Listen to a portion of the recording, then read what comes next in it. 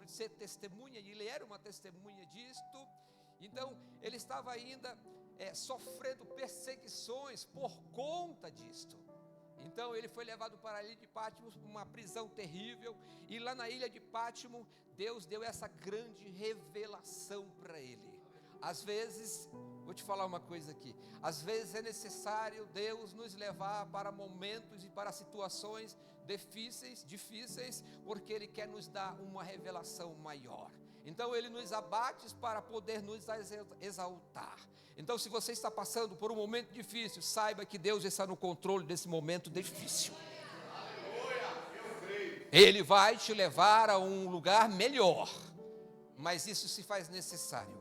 Então o livro do Apocalipse, naquele momento, quero te levar para aquele momento. O livro do Apocalipse, entre uma e outra, mas é do ano 90 ao ano 100, depois de Cristo. Ele foi revelado, ele foi escrito. E ali nós vimos que o livro do Apocalipse, ele não fala só de futuro, mas ele também falava naquele momento do que estava acontecendo. Então é passado, presente e futuro. Naquele momento, o livro de Apocalipse, que está escrito, João, em Apocalipse capítulo 1 e o versículo 19.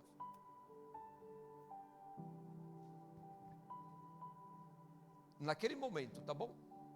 Não hoje. Imagine você lá, não você aqui.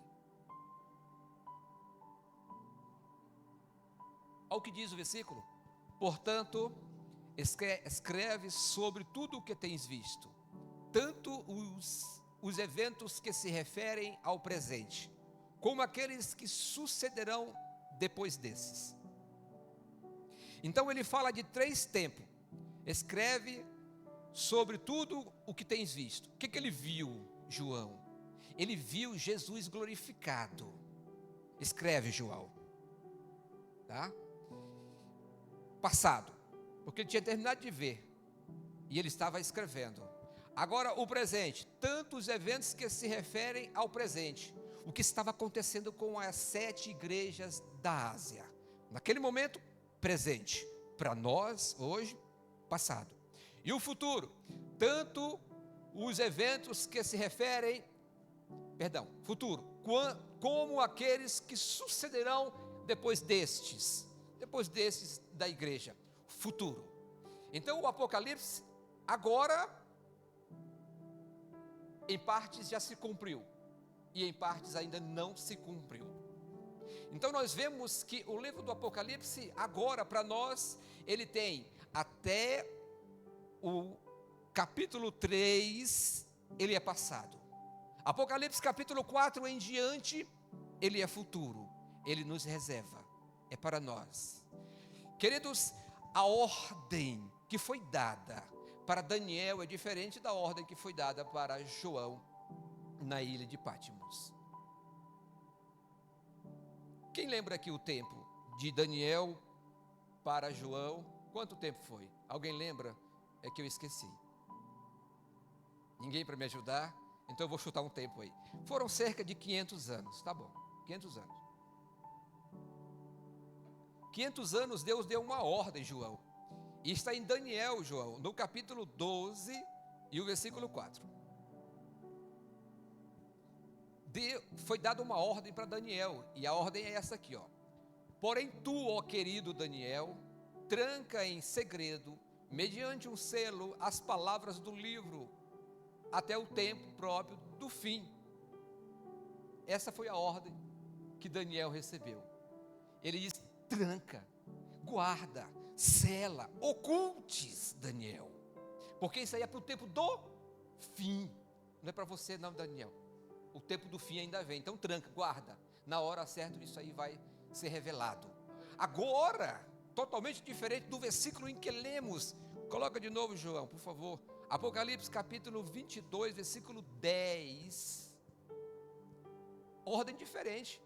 A ordem é essa, e acrescentou: não ocultes, João, as palavras da profecia deste livro, porquanto o tempo se aproxima rapidamente. Então nós não podemos ocultar as palavras da profecia deste livro. Que livro? O livro do Apocalipse, o tempo do fim. E agora, vocês sabem, se não sabe, vai saber, o livro de Daniel no Antigo Testamento é chamado de o Apocalipse do Antigo Testamento, porque ele tem muitas profecias para o fim. Aliás, Daniel capítulo 12 é para o tempo do fim, porque fala de uma grande aflição, fala de um período de tribulação, e esse é o tempo do fim. Uma ordem foi dada a João: não ocultar, não esconder, propagar isto. E esta ordem, ela foi repassada para nós nos tempos de hoje. Não podemos ocultar essa mensagem, devemos falar sobre essa mensagem.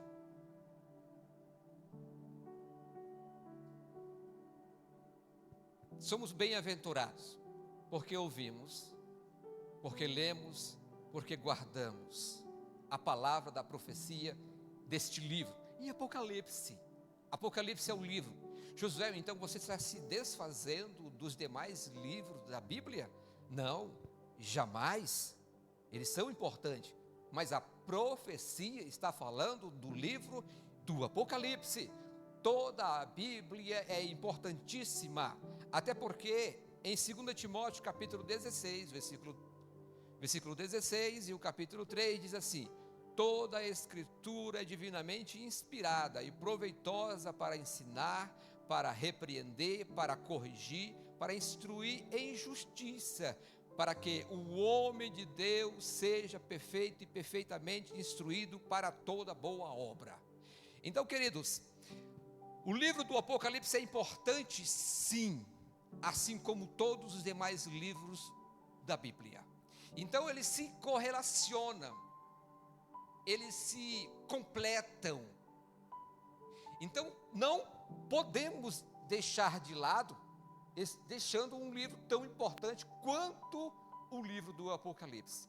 Então eu vou tentar ir, eu não vou conseguir, mas eu vou tentar ir até pelo menos até o capítulo 4, tá? Até o capítulo 4. Então eu vou aqui traçar um pouco, falar um pouco sobre o capítulo 1 de Apocalipse, tá? Primeiro precisamos entender que o livro do Apocalipse, ele é interpretado de duas formas. A primeira é literal. Quando diz literal é assim, ó pessoal, literal, isso aqui é pedra, realmente é uma pedra.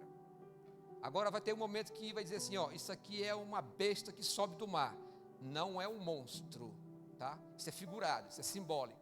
Precisamos estudar a simbologia deste livro, não só deste livro, como muitos outros livros, tá? Então é a simbologia. Então o livro do Apocalipse é interpretado de forma literal e figurado. Lembrando que ele é mais figurado do que literal. Então aqui no capítulo 1 de Apocalipse, nós temos aqui uma clareza concernente a alguns símbolos que aparecem no capítulo 1. Como por exemplo, lá aparece o candelabro no capítulo 1, que em outras traduções é castiçal. Lá aparece o candelabro, que significa igreja. Isso foi revelado aqui. Agora tem outros símbolos que é um pouco discutível, é subjetivo, dá para ainda falar se é ou não é isso, mas esse daqui é claro. Outro que aparece lá, que as estrelas que estão aqui, elas são os anjos, e os anjos são, tem duas aqui, bispo, os guardiões de cada igreja, ou os pastores de cada igreja, sendo que, se for realmente os pastores de cada igreja, o nosso anjo aqui é o bispo, Cacá, se for o anjo, que eu estou nessa interpretação, eu levo mais em consideração essa interpretação. A espada que sai da boca de Jesus não é uma espada literal, mas trata-se da palavra. Agora essa palavra ela pode dar vida e pode tirar vida dentro do próprio livro, tá? Então a palavra de Deus é isto. Então nós vemos que Jesus aparece no capítulo 1 de uma forma gloriosa, esplendorosa, e cada parte do corpo de Jesus, ela tem uma mensagem figurada. Agora essas outras figuras é bem difícil de dizer, bater o martelo e dizer é isto, porque a própria palavra não deixa claro. Então Jesus aparece no primeiro capítulo, dizendo assim, ele está assim, ó, vestido com veste comprida. Jesus, já pensou? Jesus aparece dessa forma glorificada para você? Anachou bedaca.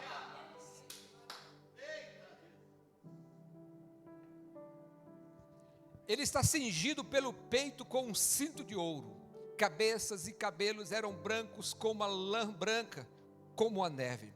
Olhos como chama de fogo. Pés semelhante ao latão reluzente. Sua voz era a voz de muitas águas. Rosto como o sol, quando na sua força resplandece. Saía da sua boca uma espada aguda de 2 fios. É assim que ele se apresenta para João na ilha de Patmos.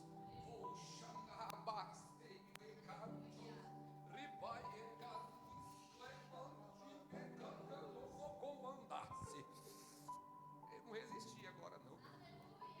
Tive que entregar um pouco. Aleluia. Este Jesus, ele está no meio dos candelabros, no meio dos castiçais. Os castiçais você já aprendeu que são as 7 igrejas da Ásia. Jesus está ali, os castiçais estão assim, Jesus está no meio. Aqui tem um aprendizado. As igrejas que não estão com Jesus no centro delas,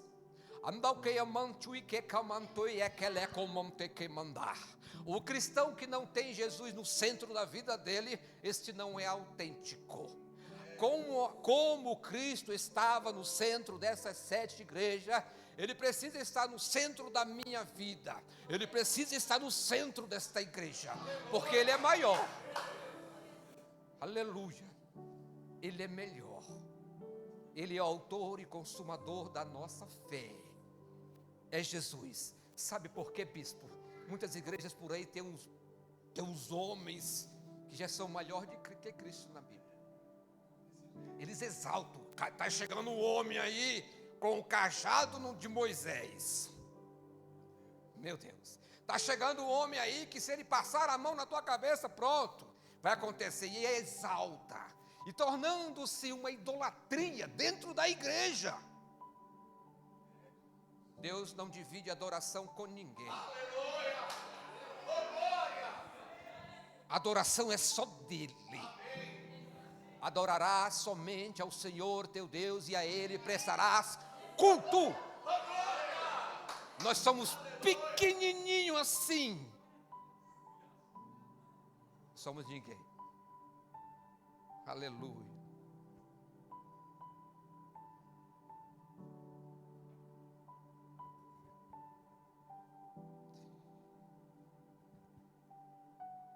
Vou dar um pulo aqui.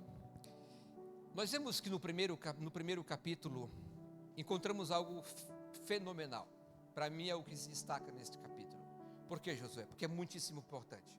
Jesus, ele ressuscitou e ele aqui se apresenta dizendo assim, e eu tenho, João, põe aí por favor, Apocalipse capítulo 1, versículo 18, ele diz assim, eu sou o que vive,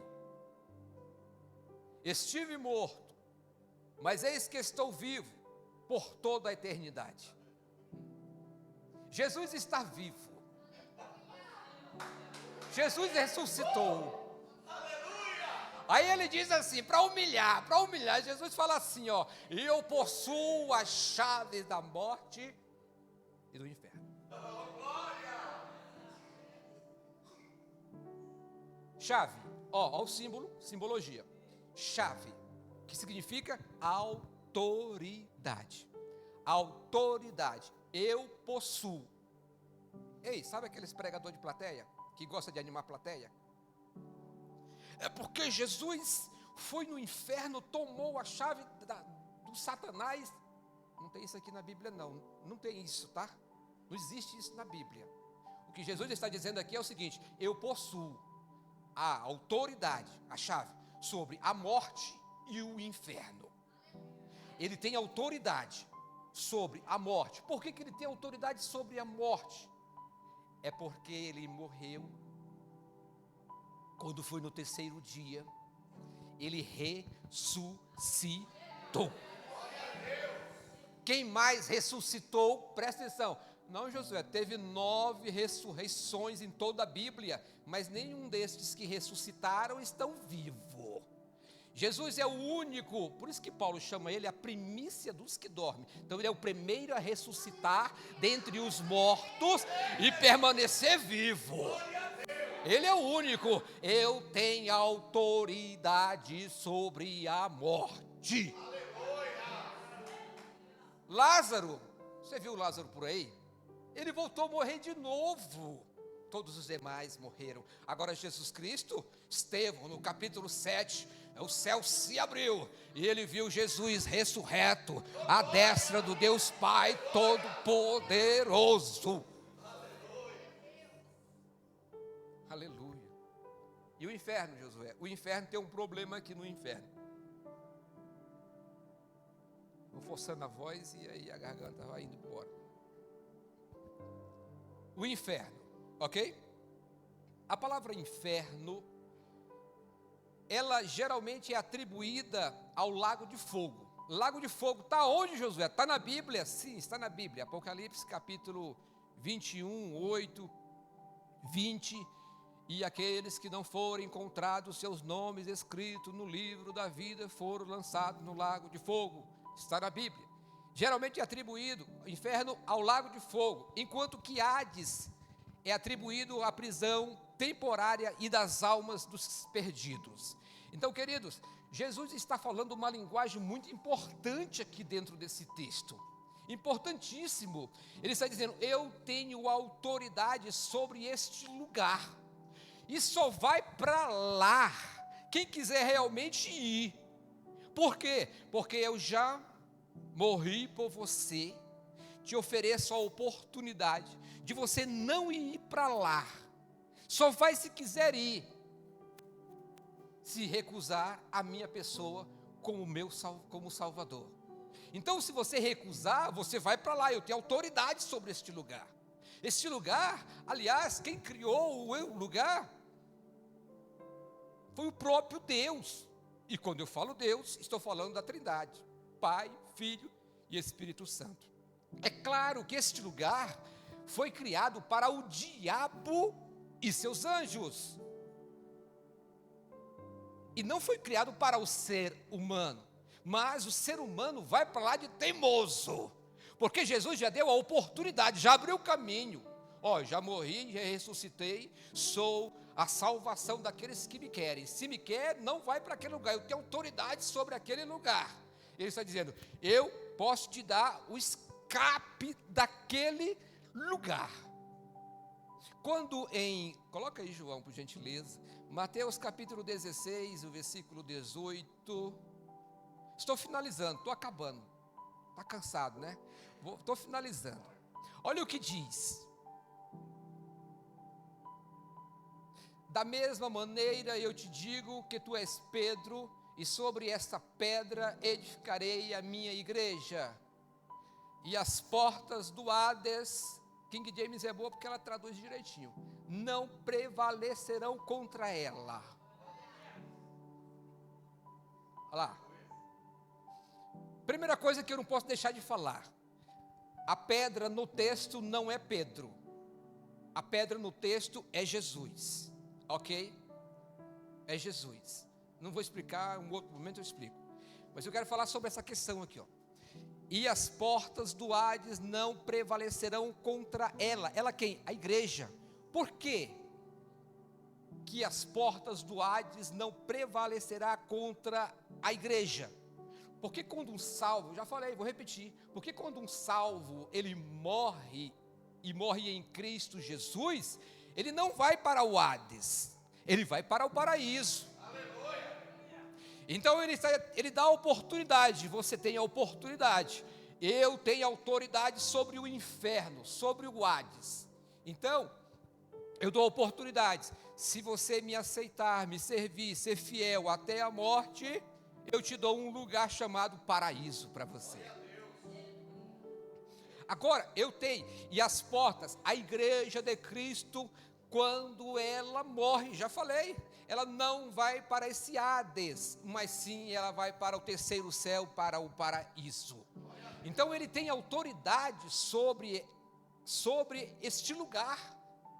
E ele deu um escape, ele está dando uma oportunidade para a pessoa escapar deste lugar. Ele tem autoridade.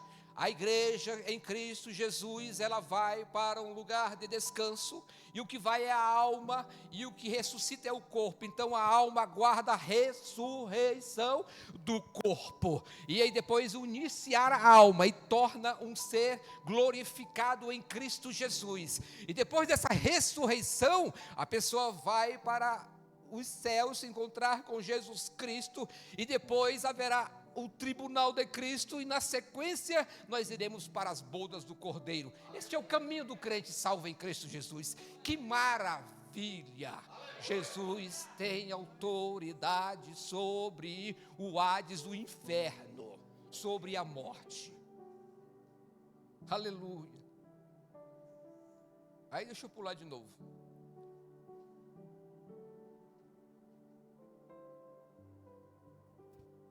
Vou falar um pouco sobre as cartas, tá bom? Agora passei o Apocalipse capítulo 1. Agora eu vou falar sobre Apocalipse capítulo 2, capítulo 3.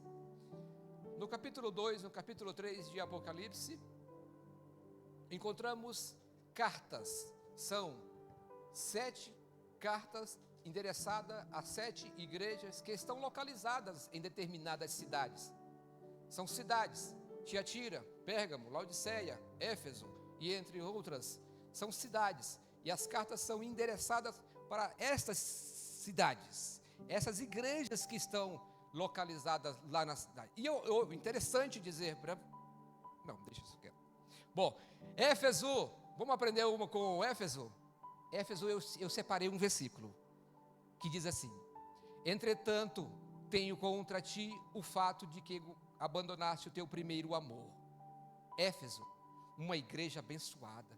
Quem passou por lá, Josué? Passou Paulo, passou Apolo, Timóteo, só homem conhecedor da Bíblia, Áquila, Priscila, pessoas conhecedoras da Bíblia. Essa igreja não tinha problemas com heresias. Eles rejeitaram a heresia que foi lá. Eles não toleraram a heresia. O que é uma heresia, Josué? Heresia é o ensino contrário à palavra de Deus. Não podemos aceitar tais ensinamentos que contrariam a palavra de Deus. Isso é uma heresia, um ensinamento contrário à palavra de Deus. Então, queridos, lá era uma igreja abençoada, porém, o problema está no porém, que eles deixaram o primeiro amor, e eles faziam a obra. Olha que interessante, eles faziam a obra, só que eles tinham deixado o primeiro amor. E que primeiro amor é esse, Josué? Qual é os 2 grandes mandamentos? Amar a Deus e amar ao próximo como a si mesmo. Eles deixaram o primeiro amor. Eles já faziam para cumprir tabela, por algum outro motivo, ou por cargo, ou por qualquer outro motivo, menos por amor. E o que faltava neles? Amor. Aprendemos a aplicação. Vamos aprender. Precisamos fazer a obra de Deus por amor a Deus, e não por outros motivos. Eu estou aqui, Josué, porque eu fui colocado para fazer. Por isso que eu estou fazendo. Não faça. Não faça. Não é por amor a Deus? Não faça. Não faça. Mas quando fizer, faça por amor a Deus. A igreja de Esmirna, agora eu vou contrariar aqui a teologia da prosperidade. Vou contrariar aqui a teologia da prosperidade. A igreja de Esmirna, que era uma igreja pobre, que lá diz assim, João, Apocalipse capítulo 2, versículo 9. Diz assim a carta para... Eu tirei um versículo para Esmirna.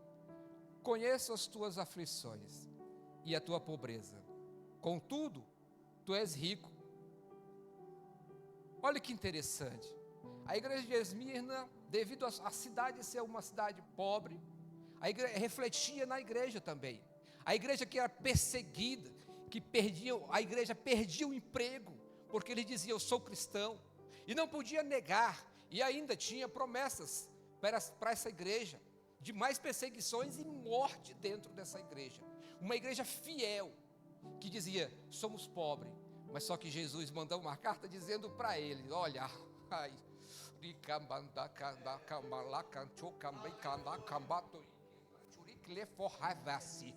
a mensagem, tu és pobre financeiramente, mas o teu espírito está vivo.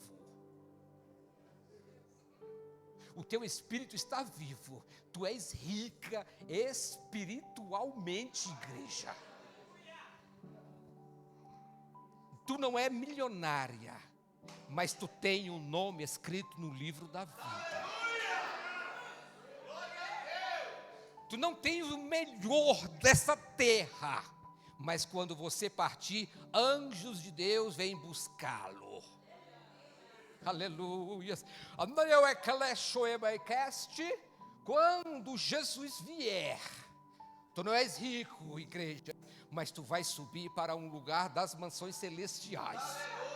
Isto é riqueza. Olha, eu vou fechar aqui, porque o tempo já foi.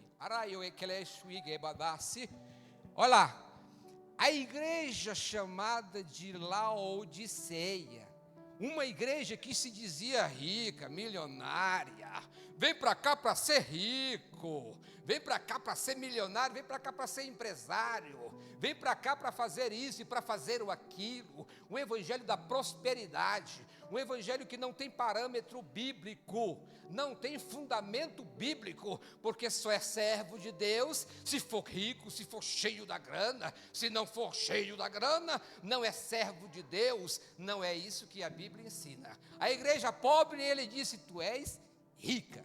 E a igreja rica de Laodiceia, ele diz, tu és pobre, miserável, não tem nada.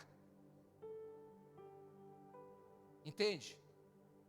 O conceito do mundo é diferente do conceito de Deus. E não estou dizendo, não estou pregando miséria. Eu estou dizendo que o que vier às nossas mãos é o que Deus tem permitido para que nós tenhamos. E outra, não tem esse negócio de vamos fazer a campanha para ficar milionário. Não tem esse negócio, não existe isso. Quando Deus determina assim, ó, esse aqui eu vou fazer milionário, porque eu tenho um propósito na vida dele. Deus faz. Deus não é o Deus todo-poderoso, o Senhor dos senhores, o soberano sobre tudo e todos. Então, quando Ele quer fazer, Ele faz. Vou tomar esta criança e vou fazer dela uma profetisa, ninguém vai impedir. Vou tomar esta criança e vou fazer ela uma empresária, ninguém vai impedir. Aleluia. Deus continua sendo soberano sobre tudo e todos, mas o diabo não vai deixar. Quem é o diabo para impedir o trabalhar do eterno? Quem é? Entenda, igreja, tudo corrobora para um propósito de Deus em nossas vidas, tudo, aleluia.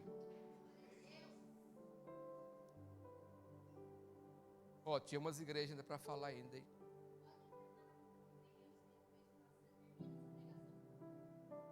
É?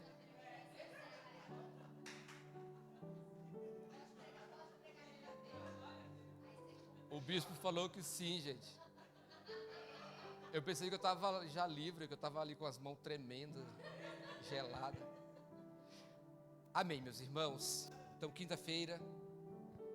E gostaria que vocês aplaudissem aquele que tudo pode, tudo é.